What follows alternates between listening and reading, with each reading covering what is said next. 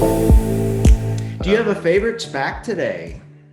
Do I have a favorite SPAC today? If I had to name one, I assume we're talking about pre-deal. Yeah, I would think pre deals, or maybe I guess once it like for the SoFi thing, it's going to trade under the SoFi symbol, right? Yeah, I would assume that it's going to trade under the SoFi symbol. As far as an announced SPAC, I'd have to say SoFi is the number one. I could tell you the ones that I like. I know over 200 SPACs went public last year, and most of them should be ignored by retail investors, in my opinion. It's all about management with a great track record, management that is aligned with your interests, and management whose investing style is what you want. I mentioned Starboard Value. They're arguably the best activist investors of all time. So their investing style and they're just great value investors. They just really resonated with me. So I decided to pull the trigger on that one. Bill Ackman's SPAC, Pershing Square, Tontine Holdings, PSTH is another one. They're the largest SPAC in history.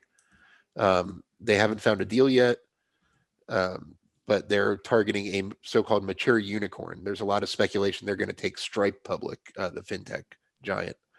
There have been a bunch of names thrown around, but that's one that I've heard. Chamath's two SPACs I really like, and I don't want to put my money into a ton of them because I want to bet on the 3 or 4 managers I like the best. So that's and on a similar note, let me quickly just pull this up again because I found where they put their target business. So tell me how vague this sounds. This could be almost any company that uses technology in its business. We intend to seek to acquire one or more businesses that we believe are in the technology industry and can benefit from the extensive networks that we've built, are ready to operate in the scrutiny of public markets. Duh. You're not going to take public a company that doesn't want to be public.